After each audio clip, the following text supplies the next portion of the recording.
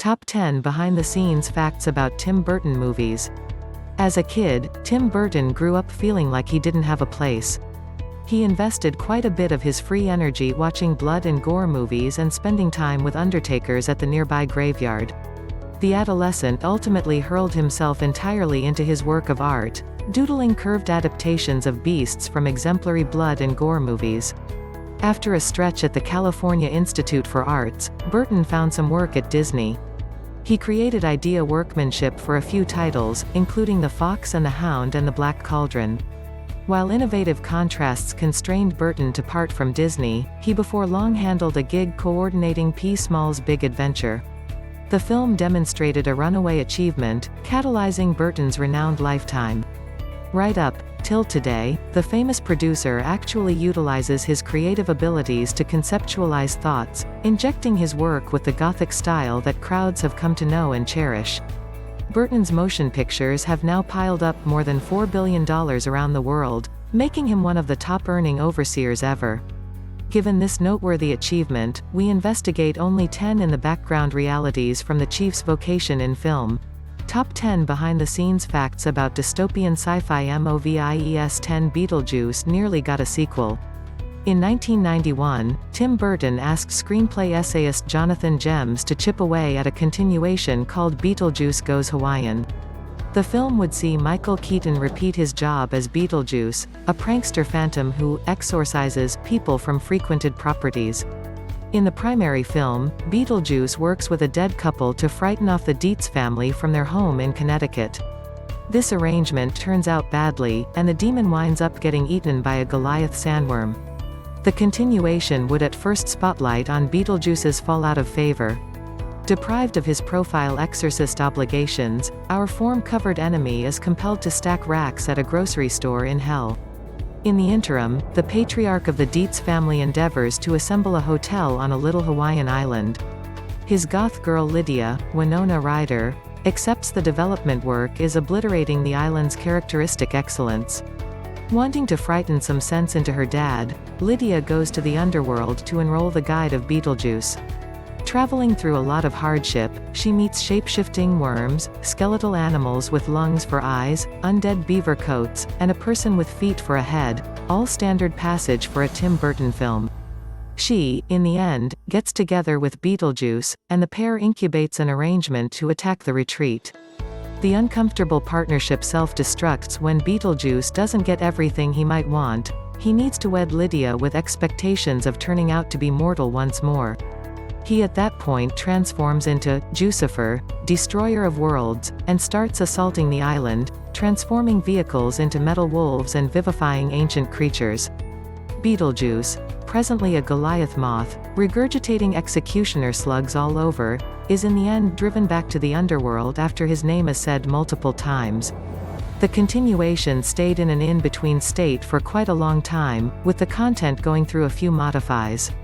Yet, in 2016, Burton affirmed the task was a go. We have conversed with the cast individuals we needed for the film and they are generally ready. This incorporates both Winona and Michael. We have the content close by, all is set up. All we require to do now is prepare to begin recording. While bits of gossip encompassing the task endure right up till today, Warner Brothers formally dropped the film in 2019. Jack Nicholson saved Mars Attacks. The world has Jack Nicholson to thank for Mars Attacks. The vast majority of the entertainers were reluctant about featuring in an outsider intrusion film, particularly one in which a considerable lot of the heroes are either investigated or executed. At a certain point, we really thought we must drop the film. The person who saved our butt was Jack Nicholson, clarified the film's screenwriter. Nicholson was brought onto the undertaking when he saw Tim Burton at an air terminal. As it ended up, Nicholson had effectively perused the content for Mars Attacks. Burton quickly saw a chance, offering the star a decision between two characters. I asked what part he needed to play, anything you desire. He said, what about the two of them? And so Nicholson wound up assuming the part of both the US president and a shabby land engineer named Artland. Things eventually went south for the two characters. One is squashed by a monster globe, and the other is disintegrated by a laser bar. In the wake of catching wind of Nicholson's contribution to the film, a flood of VIPs stuck to this same pattern. Burton joined any semblance of Danny DeVito, Glenn Close, Jack Black, Michael J. Fox, Natalie Portman, Pierce Brosnan, and Sarah Jessica Parker. 8 Planet of the Apes needed an ape school. At the point when 20th Century Fox permitted Tim Burton to coordinate his own interpretation of the Pierre Boulle epic Planet of the Apes, the chief demanded getting the correct quirks for his primate characters. So the studio sent a considerable lot of the entertainers, including Tim Roth, Helena Bonham Carter, and David Warner, to a unique gorilla school. The group went through about a month and a half under the tutelage of a previous Cirque du Soleil acrobat, figuring out how to talk, walk, and battle like primates. The double who concocted the program went through hours contemplating the standards of conduct of various zoo creatures. Every primate, he found, was extraordinary.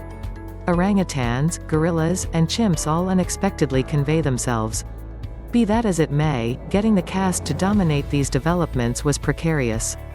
At the point when we initially began, they were all strolling like people, clarified stunt facilitator Charles Crowell. So we needed to roll their feet to the outside, nearly bandy-legged. Cattle rustlers make incredible chimps since they're bow-legged. The generally actual change demonstrated testing, with entertainers going through around 4 hours in the cosmetics seat every day. The cast would then work until around 9 p.m. Whenever recording had wrapped up for the afternoon, the cosmetics craftsman would set to work eliminating the prosthetics, an interaction that necessary another 1.5 hours. Tim Roth, who assumed the part of the guerrilla warlord General Thade, discovered the outfits to be especially awkward.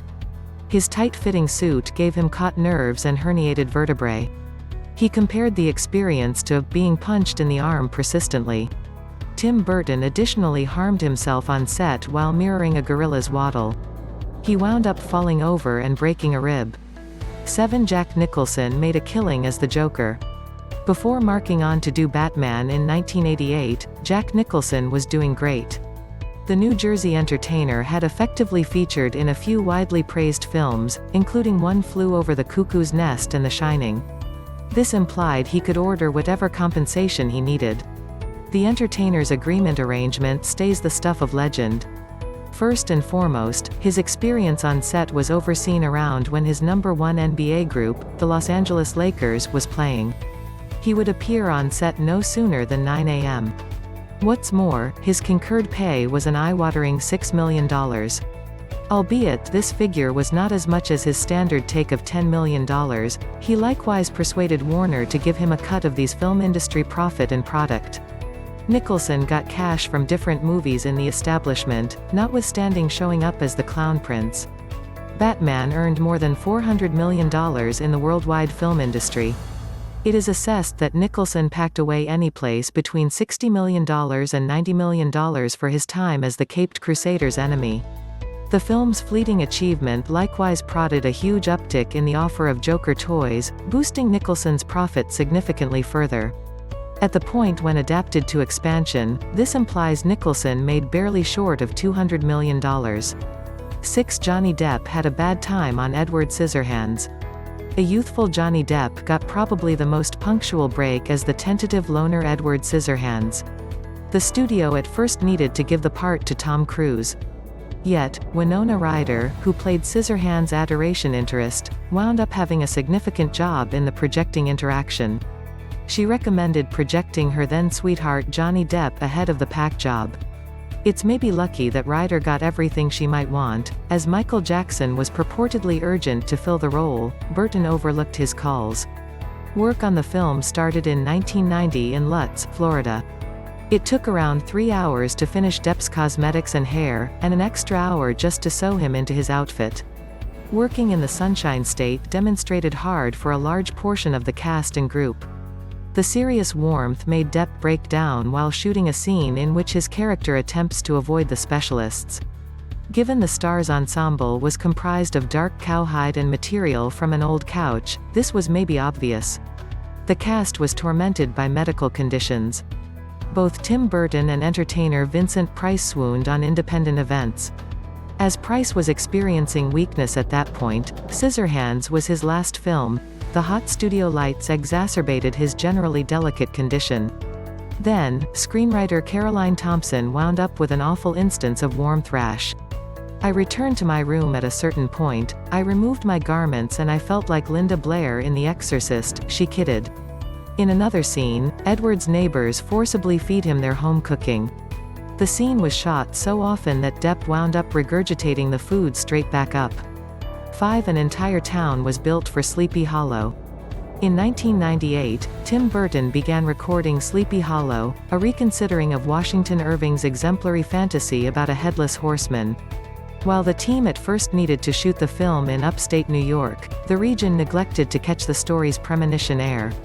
Creation was, at last, moved to the UK, a choice that was somewhat propelled by Burton's fixation on the low-spending English thrillers of the 50s and 60s.